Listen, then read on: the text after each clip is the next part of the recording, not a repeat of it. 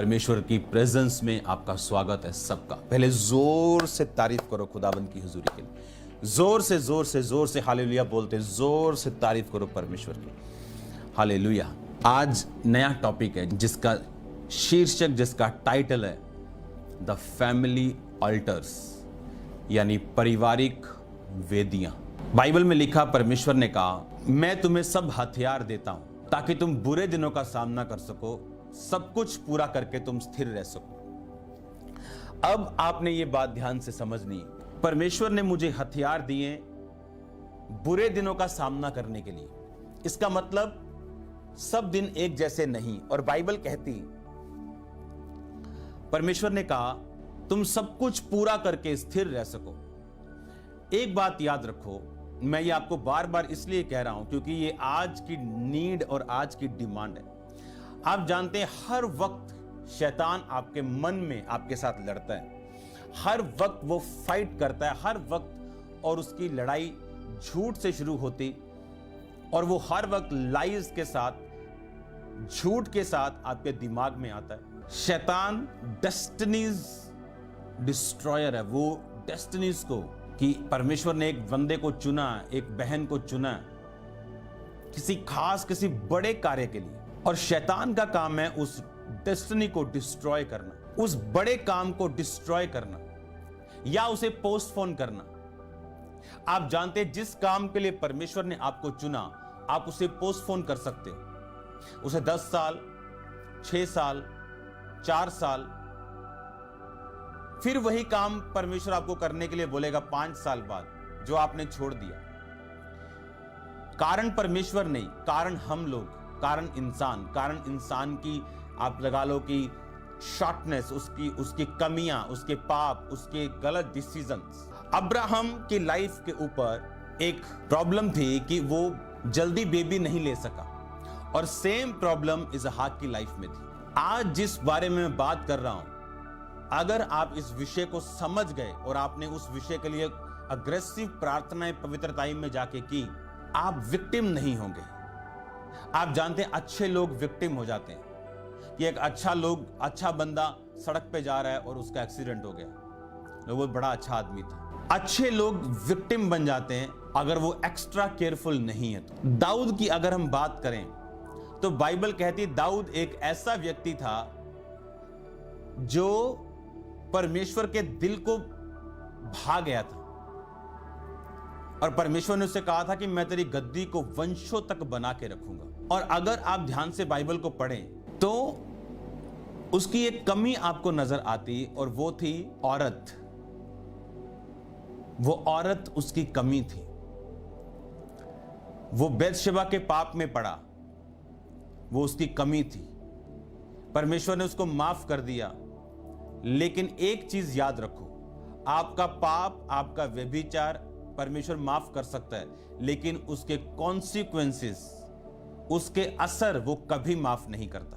और शैतान भी इस बात को जानता है कि कई पाप वो करवाएगा, लेकिन उसके उद्धार को खत्म नहीं कर पाएगा, क्योंकि वो बंदा तौबा कर लेगा अगर तो। पर उसके कॉन्सिक्वेंसेस, उसकी डेस्टिनी को पोस्टपोन करना, डेस्टिनी को डिस्ट्रॉय करना, प्रथम प्लान से, खुदावन के प्लान से हटा के उसको सेकंड बी प्लान में शिफ्ट करना, जहां आशीष भी और श्राप भी। क्योंकि शैतान देखता है अगर वो पूरी तरह से काम नहीं कर सकता तो वो कुछ काम करे, अगर वो कुछ काम नहीं कर पा रहा तो कुछ तो करे, अगर पूरी तरह से कर पा रहा है तो वो ज्यादा खुश है।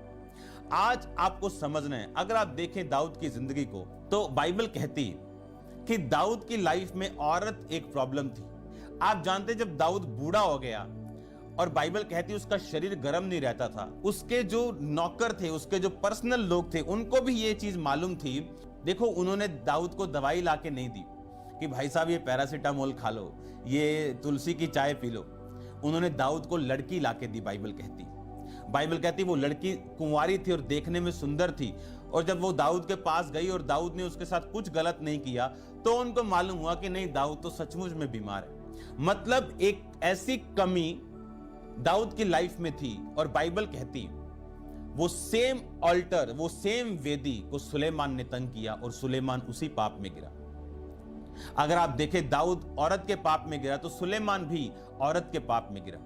और बाइबल कहती है सुलेमान के उस पाप के कारण परमेश्वर ने बहुत सा काम इजराइल में से अपना खत्म किया।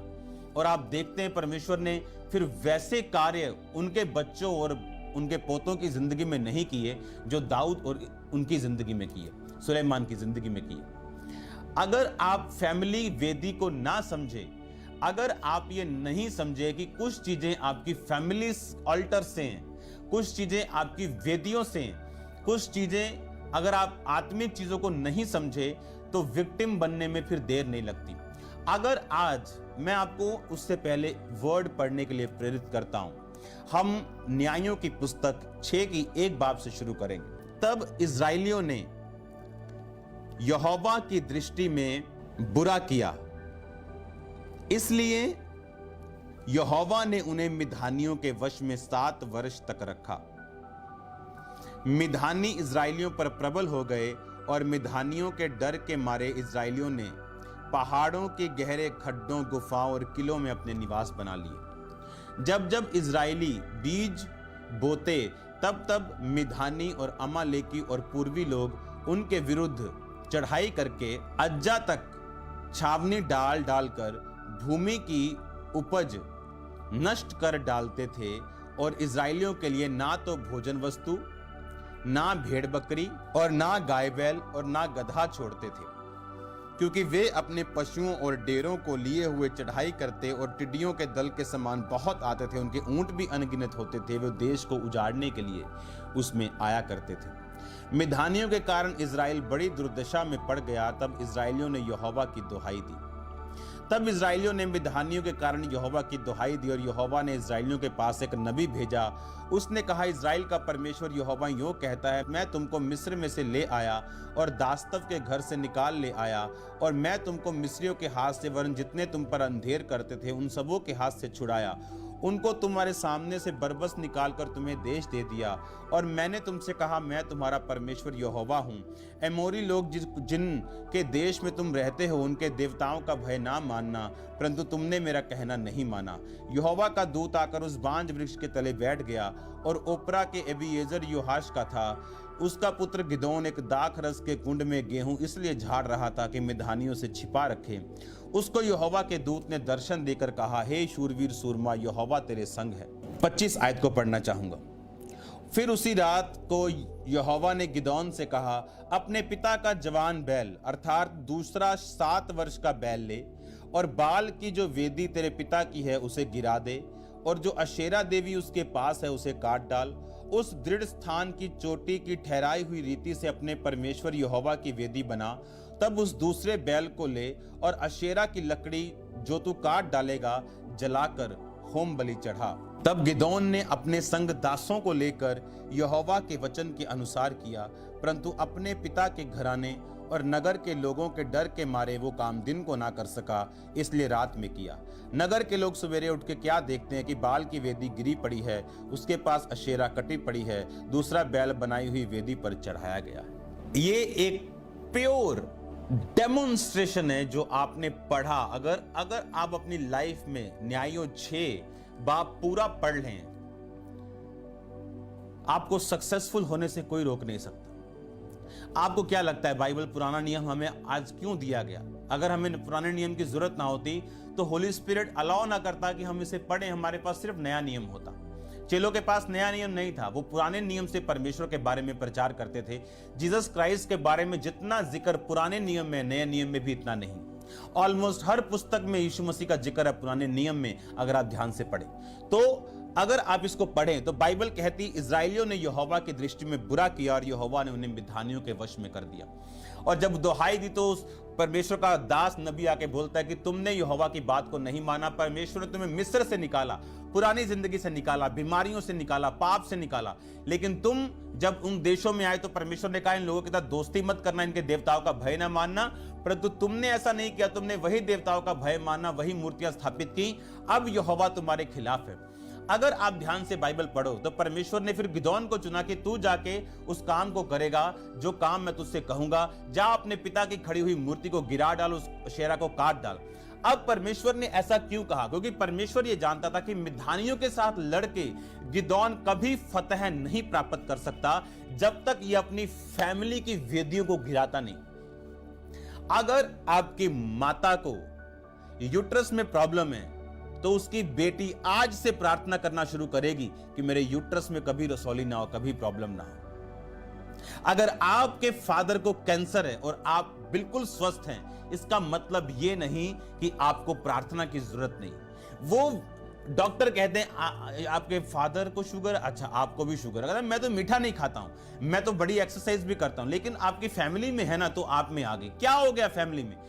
बाइबल कहती परमेश्वर ने गिदोन से कहा, तू ऐसा कर, उसकी वेदी को गिरा और यहोवा की वेदी बना और उस पर बैल चढ़ा। आपको ऐसे दोस्तों की जरूरत है जो आपके अंदर परमेश्वर का भय रखे। आपको ऐसा वचन सुनने की जरूरत है जो भय आपके अंदर बना के रखे। आपको वो वचन नहीं चाहिए जो सिर्फ बरकत मिल जाए, आशीष मिल जाए। वो वचन आपके लिए है, बरकतें आशीषें आपके लिए हैं, मिरेकल्स हैं, ताकतें, वो सारी परमेश्वर की आपसे संबंधित हैं। लेकिन आपको वो वर्ड चाहिए जो आपके अंदर डर पैदा कर सके इस वचन के प्रति। आप जानते हैं व्यभिचार करने वाले लोग, आप जानते हैं कि अपनी डेस्टिनी को पोस्टपोन कर लेते हैं, अपनी डेस्टिनी को पोस्टपोन करते हैं। जैसे एक मीटिंग आज होनी पोस्टपोन होगी अगले साल के लिए, 10 साल के लिए, 4 साल के लिए। आज एक प्रोजेक्ट शुरू होना था इंडिया में या कहीं भी, वो पोस्टपोन हो गया अगले 4 साल के लिए। व्यभिचारी लोग, चोरी करने वाले लोग अपनी डेस्टिनी को पोस्टपोन करते हैं। आप जानते हैं परमेश्वर ने कहा, तुमने मेरी दृष्टि में बुरा किया, इसलिए मैंने तुम्हें शत्रु के वश में कर दिया।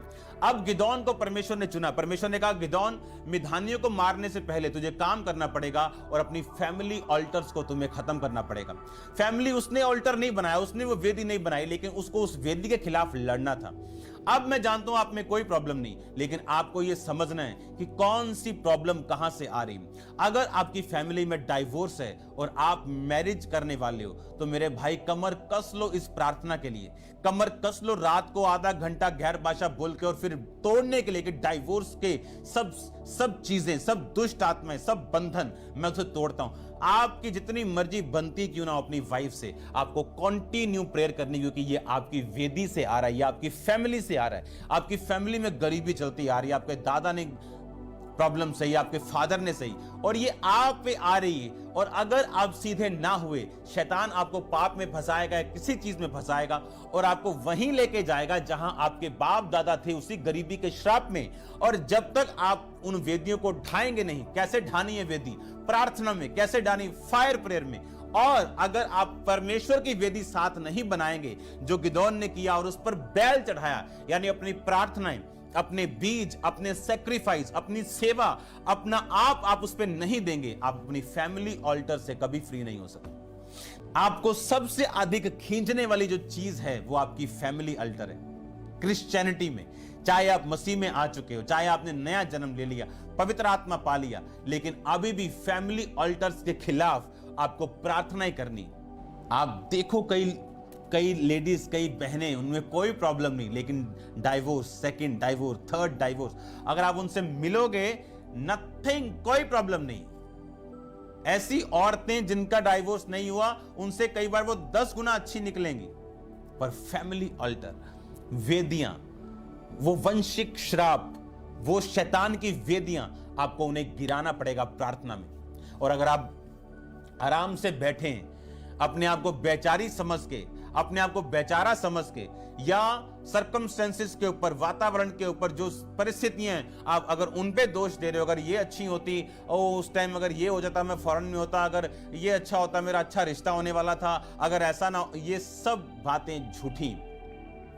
वो वेदियां जो आपके खिलाफ लड़ रही हैं, वो फैमिली के वंश के जनरेशनल कर्स हैं जो आपके खिलाफ लड़ रहे हैं। और अगर आप उनके खिलाफ नहीं लड़ेंगे, अगर आप उनके साथ फाइट नहीं करेंगे, अगर आप उन्हें गिराएंगे नहीं, तो आप विक्टिम होंगे क्रिश्चियन होने के बावजूद भी। आपको देखना आपकी कौन सा ट्रबल आपका किधर से आ रहा है, और शैतान उन ट्रबल्स को आपकी लाइफ पे लागू करने के लिए, उस कर्ज को लागू करने के लिए आपको पाप में लेके जाएगा, आपको व्यभिचार में लेके जाएगा। आप जानते कई लोगों की लाइफ में परमेश्वर सोच चुका है कि मैं इसको एक सर्टेन लेवल पे लेके जाऊंगा, और उसको एक छोटी सी, मान लो कोई काम मिल जाता है, उसके बाप ने कहा ये ले 20,000 रुपया, ये काम करना है, अब उसमें से चोरी हो रही है 100 रुपया 200 रुपया, कौन सा पता चल रहा है। आप शैतान के साथ कॉम्प्रोमाइज कर रहे हो, और जो वेदी उसकी आपके खिलाफ है, आपने उसको तोड़ा नहीं बल्कि शैतान की वेदी पे सैक्रिफाइस किया। और अब आप जानते हैं, आप 10 बार बोल दें सॉरी लॉर्ड, वो असर आपकी लाइफ से जाने वाला नहीं, जब तक आप उस पैसों को जो चोरी किए वापस नहीं करेंगे और उस पाप का कुछ असर भोगेंगे नहीं, और उसके बाद परमेश्वर की वेदी को बनाएंगे साथ साथ और उस पे अपने बलिदानों को चढ़ाएंगे, तब तक आप फ्री नहीं होंगे। मैं आपको रियल वर्ड दे रहा हूं।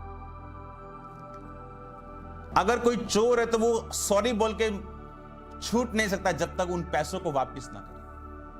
फैमिली अल्टर्स आपको देखना है।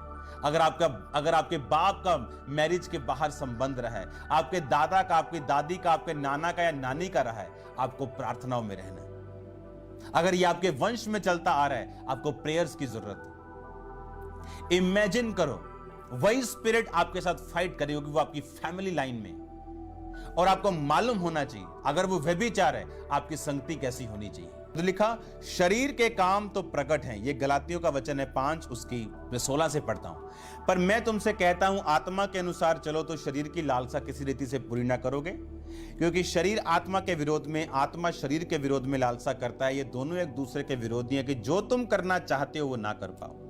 यदि तुम आत्मा के चलाए चलते हो तो व्यवस्था के अधीन न रहे। शरीर के काम तो प्रकट हैं, अर्थात व्यभिचार, गंदे काम, लुचपन, मूर्ति पूजा, टोना, बैर, झगड़ा, ईर्ष्या, क्रोध, विरोध, फूट, विधर्म, डाह, मतवालापन, लीला क्रीड़ा और इनके जैसे और काम हैं, जिनके विषय में मैं तुमसे कह देता हूं कि जैसे पहले भी कह चुका हूं कि ये काम करने वाले परमेश्वर के राज्य के वारिस ना होंगे।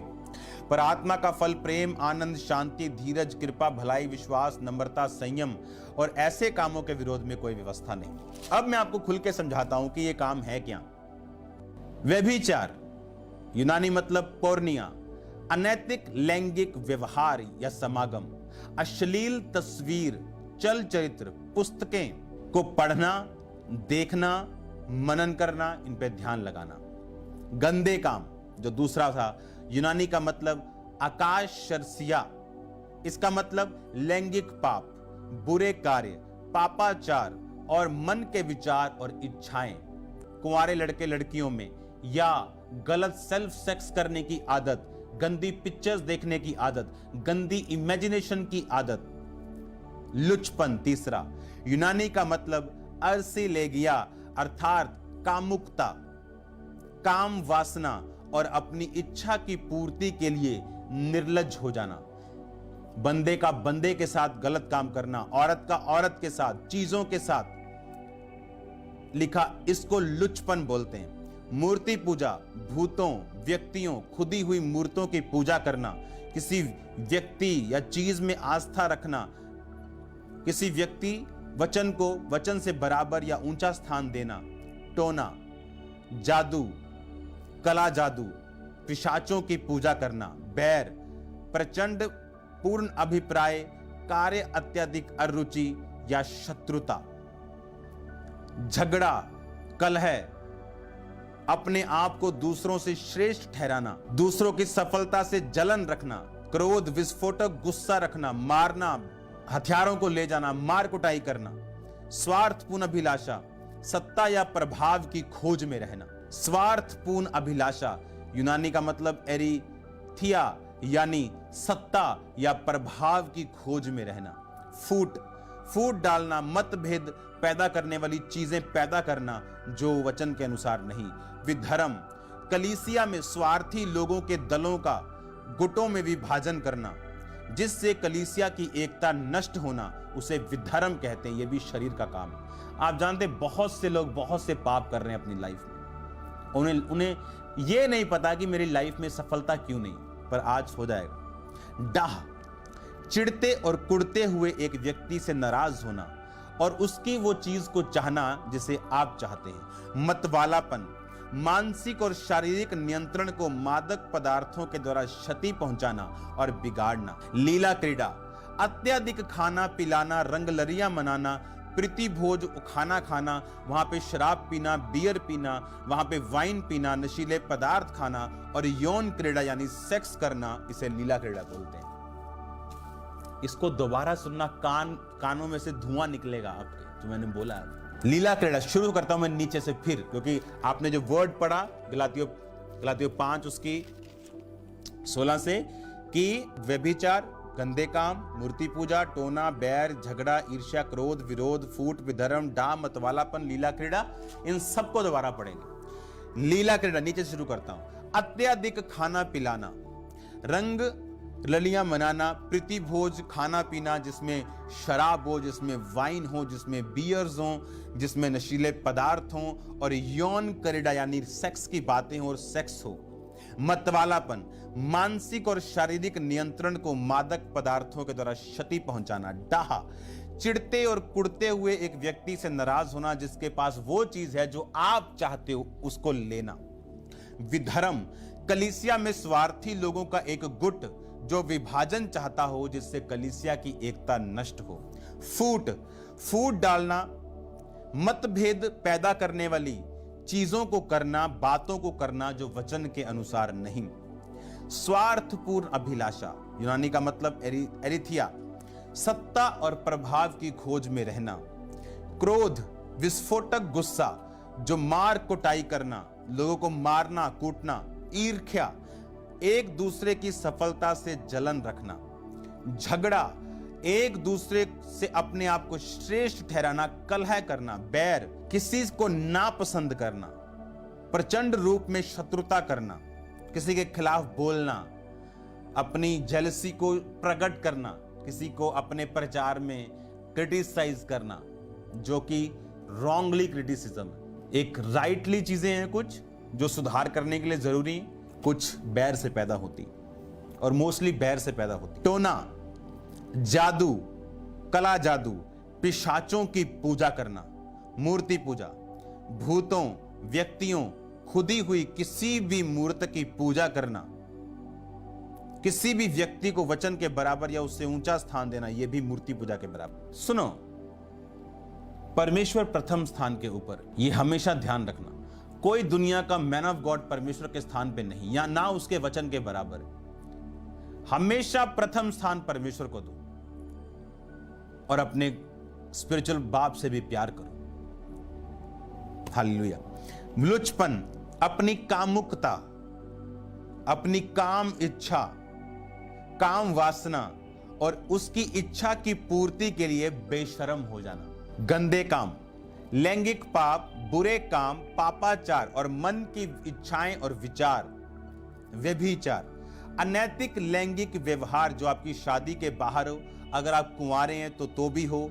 अश्लील तस्वीरें देखना, चलचित्र देखना, पुस्तकें देखना, पढ़ना, उन पे मनन करना, इसको व्यभिचार बोलते हैं। लुचपन, कामुकता, काम वासना, उसकी इच्छा की पूर्ति के लिए निर्लज हो जाना, निर्जीव वस्तुओं को प्रयोग करना, अपने अंगों को प्रयोग करना उसको पूरा करने के लिए, यह सब शरीर के काम है और इन कामों को शैतान यूज करता है आपकी फैमिली ऑल्टर्स को मैनिपुलेट करने के लिए।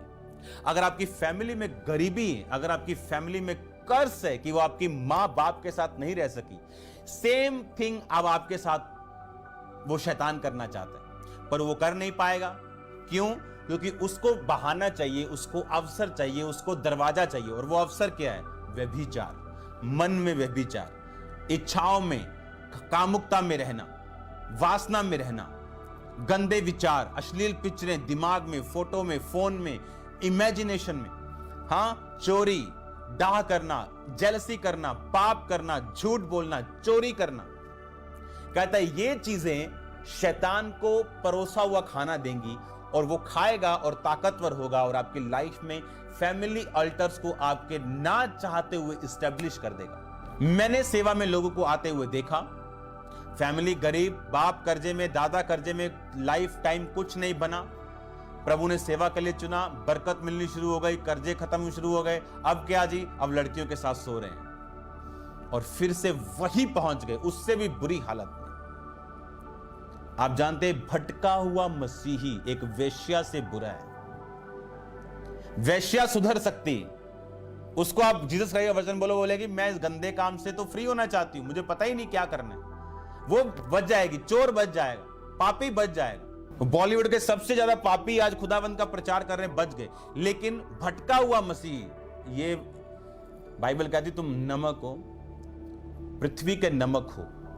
नमक से प्रिजर्व किया जाता है, अचारों में डालते हैं, चिप्स में डालते हैं, प्रिजर्वेटिव है वो। पर लिखा अगर नमक खराब हो जाए वो किसी काम का नहीं। लिखा फिर वो मनुष्यों के पैरों के तले रौंदा जाता है। मत्ती 5:13 तुम पृथ्वी के नमक हो, यदि नमक का स्वाद बिगड़ जाए तो वो किस वस्तु से नमकीन किया जाएगा। जीसस क्राइस्ट के वर्ड है। फिर वह किसी काम का नहीं, केवल इसके कि बाहर फेंका जाए, मनुष्यों के पैरों के तले रौंदा जाए। तुम जगत की ज्योति हो, जो नगर पहाड़ पर बसा हुआ है वो छुप नहीं सकता। प्रॉब्लम पता है क्या है? जब एक बंदा गिर गया, प्रॉब्लम यह है कि उसका परमेश्वर के साथ संबंध ही नहीं है कि गिर के वो तौबा कर ले और अपने आप को 1 साल सुधार के रखे और परमेश्वर फिर से उसे अपने पास बुलाए। पर अब वो गिर के और काम कर रहा है, नशों को बेच रहा है, और काम चल रहे हैं, ये चल रहा है, व्यभिचार चल रहा है, बढ़ रहा है, सब गिरे हुए लोगों के साथ दोस्ती चल रही, और यही चीजें वो डेस्टिनी को पोस्टपोन कर रही। प्रभु का प्लान कभी खत्म नहीं होता। आप आज 25 के आपने पोस्टपोन कर दिया, वो 45 में पूरा कर देगा उसको, अगर आप 45 में सुधर गए तो। पर वो 20 साल की कमी आप कभी पूरी नहीं कर पाओगे। वो 20 साल की घटी आपको हमेशा चुभेगी। आज जिस बेनी हिन को आप सुनते हो, वो जिस औरत के द्वारा बचे, उनका नाम था कैथरीन कुलमन। छोटे बचपन से खुदावंद उसको यूज करना शुरू किया। उनको मालूम था मेरे परमेश्वर के लिए बड़े सामर्थी काम करने।